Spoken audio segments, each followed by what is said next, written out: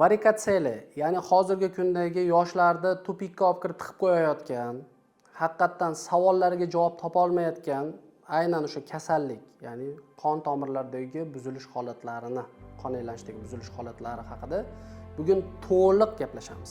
Hamma savoliga javob oladi deb o'ylayman. Assalomu alaykum, hurmatli kuzatuvchilar, do'stlar, mana yigitlar. Bu mavzu hamma uchun qiziq deb o'ylayman. Chunki hozirgi kunda eng ommalashib borayotgan, eng yosharib borayotgan, e'tibor qaratishga to'g'ri kelayotgan kasalliklardan bittasi bu mayaklarni qon aylanishida buzilishi, ya'ni varikatseli kasalligi.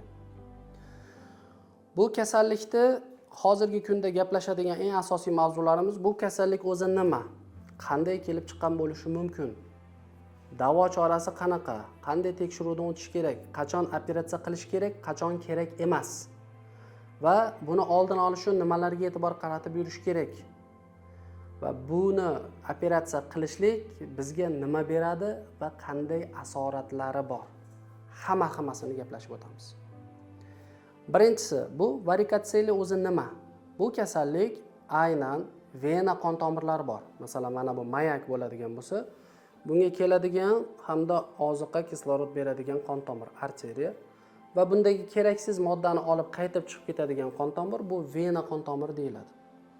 Ana shu vena qon tomirining ichki strukturasida klapan sistemasi joylashgan bo'ladi. Ya'ni ko'pchilik santexniklar masalan bilishi mumkin. Обратный klapan degan tushuncha. Ya'ni qonni faqat tepaga harakatini ta'minlab beradi. Shuni hisobiga mayakdagi keraksiz moddalar osonlik bilan tepaga harakat qiladi va mayakda qon aylanish jarayoni jadallik bilan boradi. Bu esa o'z navbatida urug'ning sifatli bo'lishi, ereksiya jarayoniga bog'liq bo'lgan moddalarda kerakli darajada vaqtida sifatli ajralishi, testosteron degan gormonda kerakli darajada yetarli miqdorda ishlab chiqarilishini ta'minlab beradi. Agarda mana shu jarayon buzilsa va qon tepaga keta olmay qoladi, bu klapan ishlamasligi natijasida bo'ladi va qon pastda qolib ketadi. Buni natijasida keraksiz moddalar ishlab chiqarilishi ko'payadi, zararli moddalar qolib ketadi va biz sanab o'tgan haligi narsalarni sifati buziladi. Bu kasallikni varikatseli deb ataladi. Aynan mana shu kasallikda nimani hisobiga kelib chiqqanligi haqida juda ko'p bemorlar savol beradi. Bu kasallikda kelib chiqish jarayonlarini hech qayerda isbotlangan aniq gaplar yo'q.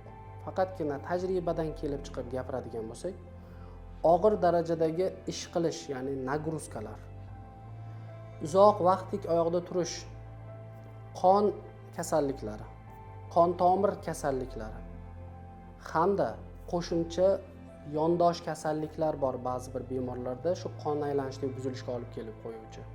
Mana shular natijasida rivojlanishligi mumkin. Boshqa sabab haqida hech qayerda ilmiy isbotlangan ma'lumotlar yo'q. Xo'p, varikatseli bor. Endi bu narsani aniqlash uchun nima ishlar qilish kerak? Varikatselini o'zi 3 ta darajasi ko'pincha baholanadi. Ya'ni 1-chi, 2-chi, 3-chi daraja deb baholab kelingan. Bundan tashqari subklinik formasi bor, ya'ni bu maxsus tekshiruvlar mobaynida aniqlanadigan turlari.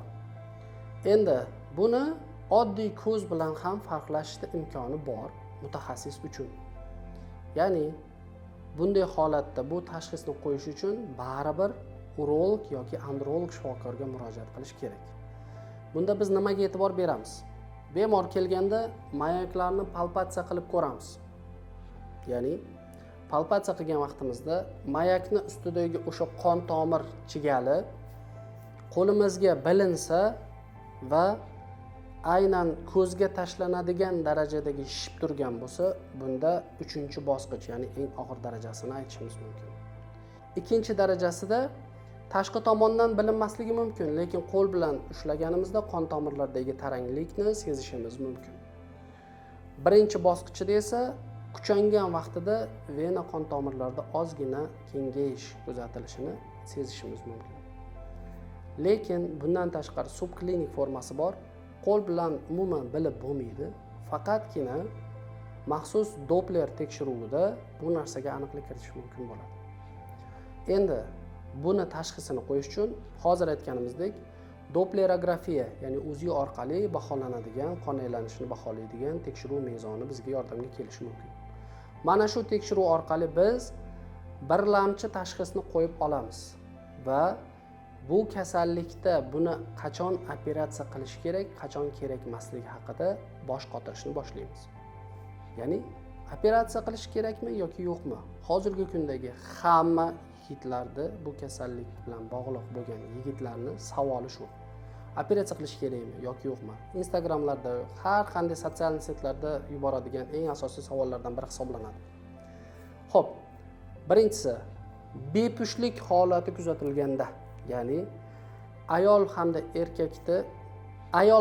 erkakni nikohdan keyin regulyar 1 yil davomida jinsiy aloqa qilish mobaynida homila yuzaga kelmasa, bu bepushtlik hisoblanadi. Ana shu holatda. Ikkinchisi, bu aynan urug' ko'rsatkichlari, ya'ni spermogramma tahlili topshirilganda urug' ko'rsatkichlarida kamchiliklar, oligoasteroteratozospermiya holatlari kuzatilganda. Uchinchisi, mayak hajmini normaga nisbatan kichrayishni boshlaganda, ya'ni qon aylanish buzilishi natijasida kichrayib borishi mumkin. Normadan kichkinami, demak e'tibor qaratish kerak. To'rtinchisi, bu esa aynan mayak sohasida turli xil intensivlikda, ya'ni turli xil darajadagi og'riqlar kuzatilganda e'tibor qaratish kerak. Beshinchisi, ereksiya sifati yaxshi bo'lmaganda va bunga olib keluvchi boshqa sabablar inkor qilinganda, ya'ni jinsiy olat taranglik darajasi yaxshi emas, lekin bunga olib keluvchi har xil kasalliklar kuzatilmayapti va tekshiruvlar mobaynida aniqlanmadi. Bu holatda ham e'tibor qaratish kerak. Yana bitta oxirgisi, bu aynan o'sha Doppler tekshiruvida 3 sekunddan ortiq qon orqaga qaytish refluks holati kuzatilsa ham bu narsaga e'tibor qaratish kerak bo'ladi. Bularni aksariyat qismi dunyo standartlarida tasdiqlangan, tavsiya etilgan, ba'zi birlari esa tajribalarimizda ko'proq kuzatilgan va o'z tasdig'ini topgan. Hali ilmiy ishlarda bu haqida ma'lumotlar yetarli darajada bo'lgani yo'q. Lekin ma'lumotlar ma'lum darajada bor baribir. Xo'p, endi buni operatsiya qilish kerak. Xo'p, qanday usulda operatsiya qilgan ma'qul? Qanday usulda operatsiya qilinsa asoratsiz bo'lishi mumkin yoki samaradorligi yuqoriroq degan savollar paydo bo'ladi. Eng asosiy butun dunyoda hozirgi kunda eng samarali va sifatli usul deb tan olingan usul bu mikroxirurgik usullar hisoblanadi. Hozir bizni fan tilida aytganda mikroxirurgическая перевязка яичковой вены под паховым доступом deydi. Aynan o'sha mayakni biroz teparog'idan mayakdagi qon tomirlar venos chigalni ochgan holatda kichkina dostup bilan mikroskoplar yoki kattalashtiruvchi uskunalar yordamida o'sha qon tomirlar ish faoliyati buzilganlarini aniqlab, shularni bog'lab, kesib qo'yishlik, ya'ni sog'lom to'qimalarni saqlab qolish. Mana shu usul eng optimal usul hisoblanadi hozirgi kunda. Lekin bundan tashqari eski usullari bor. Oldinlari keng qo'llanib kelingan usullar, bular Ivanisevich, Paloma, laparoskopik usullar, skleroterapiyalar turli xildagi. Bular kamchiliklari nimadan iborat? Bularda samaradorlik jihatdan biroz kamroq samaradorligi, effektivligi. Ikkinchisi, asoratlar yuzaga kelishi biroz ko'proq uchraydi hamda qaytalash ehtimolligi ko'proq hisoblanadi. Bu o'sha dunyo standartlarida, Yevropa urologlar assotsiatsiyasi protokollarida jadval ko'rinishida to'liq statistik jihatdan keltirib o'tilgan. Endi mikroxirurgik usullarda yutuqli tomonlari shundaki, qaytalash ehtimolligi 1000 ta operatsiya bo'lgan bemordan 4 tasiga to'g'ri keladi. Asorat kuzatilish ehtimolligi 1000 ta bemordan 4-5 tasiga to'g'ri keladi xolos. Va hozirgi kunda ilmiy ishlarda tasdiqlangan eng samaradorlik jihatidan eng ustun tomonlari. Endi buni yana bitta yutuq tomoni, choklar juda ham kichkina bo'ladi va tez bitadi. Ya'ni sizda ish hayot sifatingizga salbiy ta'sir o'tkazmaydi. Va yana bir muhim jihati, bu kasallikda hech qanday operatsiyadan qo'rqish degan narsani chetga surib qo'ysangiz bo'ladi.